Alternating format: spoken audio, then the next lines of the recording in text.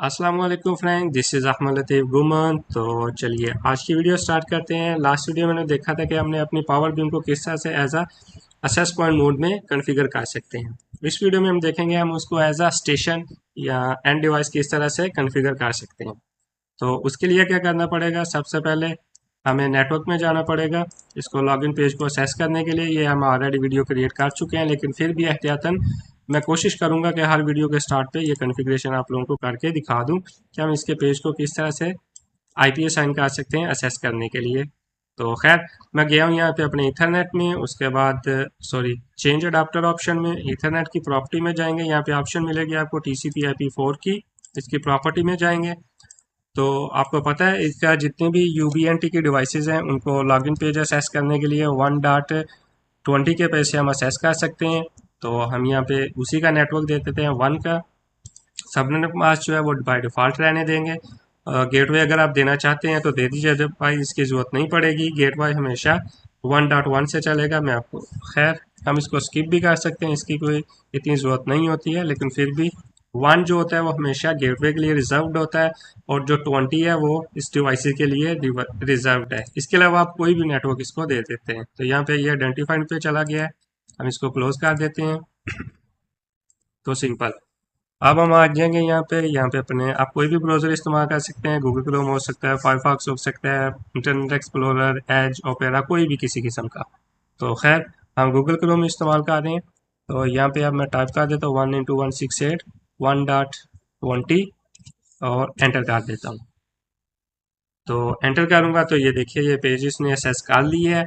अब सिंपली जो सबसे पहला स्टेप है, क्योंकि हम इसको नई इंस्टॉल कर रहे हैं, तो ये ऑलरेडी बाय डिफ़ॉल्ट थी as a factory reset. Country select करेंगे, जो भी आपको प्रेफर करते हैं, जो भी आपको सूट करता है वो सेलेक्ट कर लीजिएगा। कुछ लोग यहाँ पे रशियन सेलेक्ट करते हैं, वो इसलिए ताकि डीबी अच्छी मिल सके, लेकिन आई थिंक ऐसा कोई सीन नहीं है। खैर अगर आपको लगता है तो आप वो कर लीजिएगा। मैं यहाँ पे इसको टर्म एंड कंडीशन को एग्री करता हूँ, क्योंकि ये करना ज़रूरी है अगर आप इनको इस्तेमाल करना चाह रहे हैं, चाहे आप ये आपको अच्छी लगे या ना लगे। तो खैर हम इसको कंटिन्यू पे क्लिक करते हैं। फर्स्ट टाइम कर रहे हैं तो हमें ये यूज़र नेम पासवर्ड क्रिएट करने को बोल रहा है। तो मैं यहाँ से यूज़र नेम जो है वो क्रिएट करता हूँ, और पासवर्ड जो भी आपको सूट करता है वो आप दे सकते हैं। ये मिनिमम 12 डिजिट का होना चाहिए। इसमें आप अल्फ़ाबेटिक भी इस्तेमाल कर सकते हैं, स्पेशल करैक्टर भी इस्तेमाल कर सकते हैं, और डिजिट भी इस्तेमाल कर सकते हैं। तो खैर मैंने एंटर कर दिया है, अब मैं इसको सेव करता हूँ। तो अब नेक्स्ट टाइम जब भी आप इसको लॉगिन करेंगे तो अपने इस यूज़र नेम और पासवर्ड के थ्रू लॉगिन करेंगे। तो ये डैशबोर्ड आ चुका है इसका। यहाँ पे अब आपको मॉडल की बात की जाए तो ये है पावर बीम 5AC जनरेशन 2 है ये। विजन की बात की जाए, इसका जो firmware है वो है 8.5.10। तो इतना से इसका डैशबोर्ड है। अभी ये डिसकनेक्टेड है, कोई भी डिवाइस इसके साथ कनेक्टेड नहीं है। तो लास्ट वीडियो में हमने देखा था कि हमने इसको किस तरह से अपनी जो दूसरी डिवाइस को as a access point assign किया था मोड में। अब हम इसको स्टेशन मोड में कॉन्फ़िगर करेंगे। तो उसके लिए क्या करना पड़ेगा, हम सेटिंग में जाएंगे। ये इंटरफेस का कोई इशू नहीं है, कुछ ये ओल्ड वर्जन है। आप इसका मतलब फ्रेमवेयर जो अपडेट हमने नहीं किया, दूसरी का हमने किया हुआ था। अगर आपको नहीं पता तो आप इसको अपग्रेड कर सकते हैं इसका फ्रेमवेयर। तो खैर सेटिंग में जाएंगे, यहाँ पे वायरलेस है, नेटवर्क है, सर्विस है, सिस्टम है। जो सबसे पहले है वायरलेस, यहाँ पे हमारी कॉन्फ़िगरेशन है। उसे लिए क्या करना पड़ेगा हमें, इसको स्टेशन बनाने के लिए यहाँ पे आप देखिए बेसिक वायरलेस सेटिंग में वायरलेस मोड की ऑप्शन है आपके पास। आपको सिंपल यहाँ पे डाउन एरो पे क्लिक करना है। तो यहाँ पे असेस पॉइंट की फर्स्ट 3 ऑप्शन है। हमने क्योंकि इसको स्टेशन क्रिएट करना है, मोड में कॉन्फ़िगर करना है, तो हम इसी पे रहेंगे। मैं आपको बताता चलूँ कि ये स्टेशन P2P का मतलब क्या है और स्टेशन P2MP का मतलब क्या है। स्टेशन P2 की P का मतलब है कि स्टेशन पॉइंट टू पॉइंट। मतलब अगर आप सिंगल डिवाइसेस, 2 डिवाइसेस जो है उनको आपस में कनेक्ट करना चाह रहे हैं तो आप P2P सिलेक्ट कर दीजिए।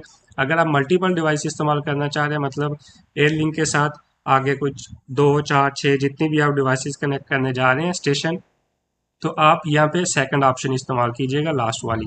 ये है पॉइंट टू मल्टी पॉइंट।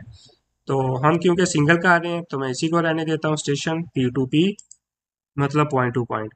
अब यहाँ पे एस एस डी है जो है ये आप सेट कर सकते हैं। बेसिकली इसकी ज़रूरत नहीं है, क्योंकि आप इसको एज अ स्टेशन असाइन कर मोड में कॉन्फ़िगर कर रहे हैं। इसमें जो SSID लगेगी वो आपके असेस पॉइंट की लगेगी। खैर इसकी ज़रूरत नहीं है आपको करने की, अगर आप करना चाहते हैं तो आप इसको दे सकते हैं। फॉर एग्जांपल हम यहाँ पर टेस्ट दे देते हैं। उसके अलावा नीचे जाएंगे तो यहाँ पे आपको चैनल विड्थ मिलेगी। यहाँ पे ऑटो ही रहने दीजिएगा, इसमें 20, 40 और 80 मेगाहर्ट्ज़ की ऑप्शन है।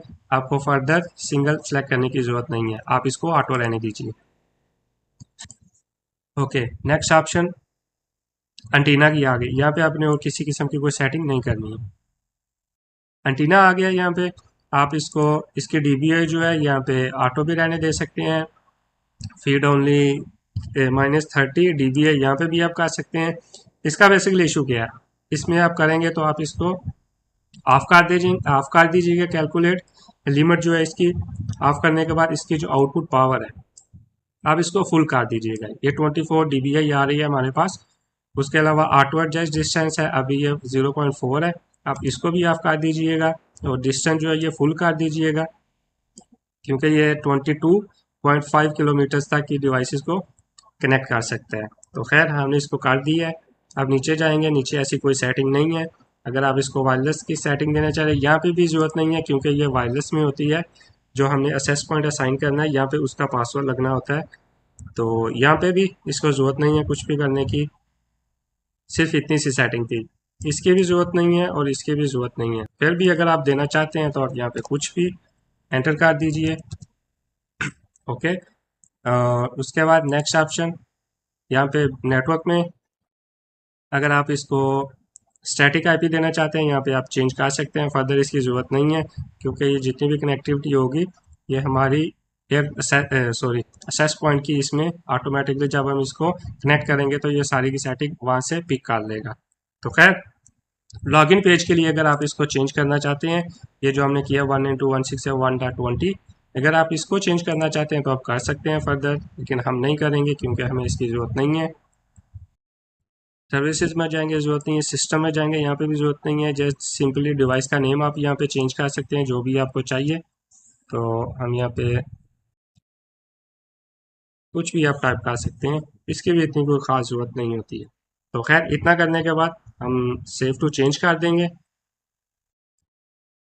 और हमारी इस डिवाइस जो है वो रिस्टार्ट हो जाएगी, अप्लाई करेगी अपनी सेटिंग्स और उसके बाद इसको रिबूट करेंगे तो ये एज आ स्टेशन मोड में रन करेगी। तो जब तक ये कंप्लीट नहीं हो तो मैं वीडियो को पॉज करता हूँ ताकि वीडियो बहुत ज़्यादा लंबी नहीं हो जाए। तो लीजिए कॉन्फ़िगरेशन हमारी सेव हो चुकी है। अब हम जाएंगे नीचे, रिबूट डिवाइस करेंगे। तो device reporting please will stand by. अब इसको हमें डिस्कनेक्ट नहीं करना है जब तक ये कंप्लीट ऑटो रिबूट नहीं हो जाएगी। अब जब ये रिबूट होगी तो as a station mode reboot होगी। तो लीजिए हमारी डिवाइस जो है वो रिबूट हो चुकी है। लॉगिन पेज यहाँ पे आपको एक्सेस मिल चुकी है हमें। अब जब सिंपली हमें अपने नए यूज़र जो हमने क्रिएट किया था उसके थ्रू यूज़र नेम और पासवर्ड को यूज़ करते हुए इसको लॉगिन करना है। और लॉगिन होने के बाद ये कुछ आपको इस तरह से दिखेगी, देखिए स्टेशन मोड में है। तो इस वीडियो के लिए इतना ही। Thanks for watching. फी अमान अल्लाह। अल्लाह हाफिज़। नेक्स्ट वीडियो में हम दो डिवाइसेस को किस तरह से कनेक्ट कर सकते हैं वो देखेंगे। पाकिस्तान जिंदाबाद। अस्सलाम वालेकुम।